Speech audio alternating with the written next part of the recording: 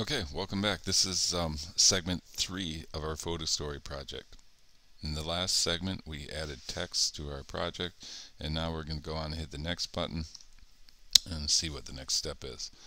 One thing you can do on this step is to record your voice, and you could actually record yourself reading the text that you've written.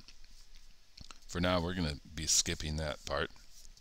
But on this step, there is a button right underneath your work screen that says Customize Motion. We'll talk about that.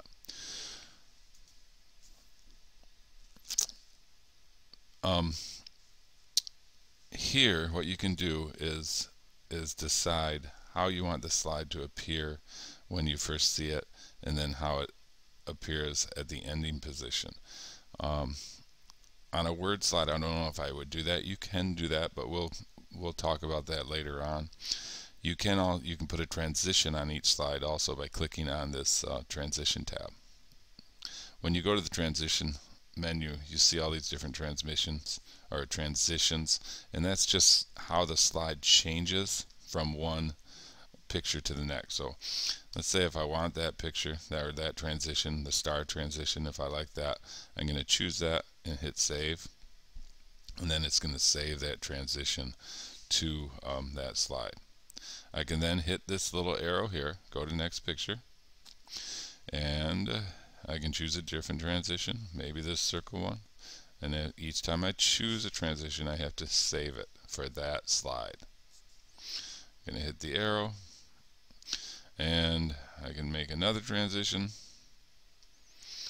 And you can just do a variety of them, however you want them to be. Save it each time, go to the next picture, and just add those transitions however you want them to be. There's a lot of different ones. They look kind of cool. So you can play around with those and make them look however you want. I'm going to go to the next one, choose a different transition, remembering to save it each time, and just keep going until you get through all your pictures like that. Saving it each time, and then go to the next picture. So transitions are pretty easy to do. They have a good variety of them. You might want to just take a little time to play around with them and see which ones you like best. Don't forget, when you change one, when you save one, you have to make sure that you save the change, save the transition, so that it's there when you go run your show.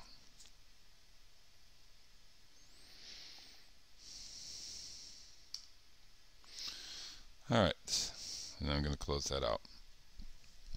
Now the other thing you can do is with the custom motion, which I didn't do on the Word slides, but you could do on the picture slides if you want, is to start or create a starting position and an ending position with each picture.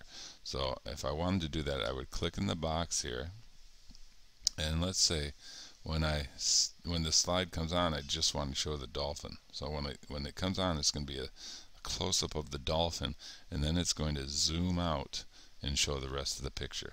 So this is going to be my starting position and my ending position, and I can hit preview if I want to see what that would look like, but for now I'm just going to save that. Okay, now I'm going to go to the next picture, and here again I'm going to specify a start position.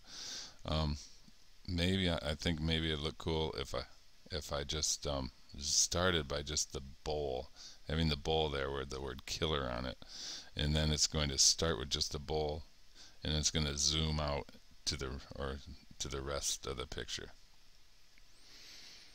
So I'm going to save that. Then I can go to my next one, and I don't know if I want to start in any position. Again, you can do whatever you want to do on here. Maybe you just want to have the picture of the cat's face first, and then end up showing the picture with the cat playing the guitar.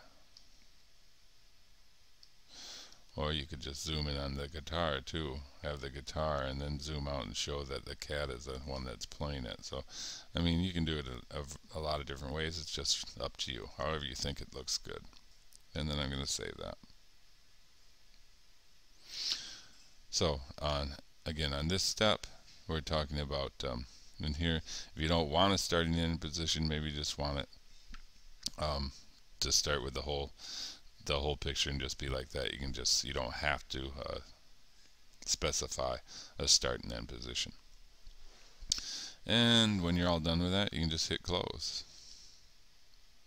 Now if you want to see what that's going to look like, you can run a preview. I'm just going to hit preview there, and it's going to show me the steps. Although if you want to see a full preview of your show, you need to make sure that you're on slide number 1. So I'll do that again, hit preview, and that's what my show is going to look like so far.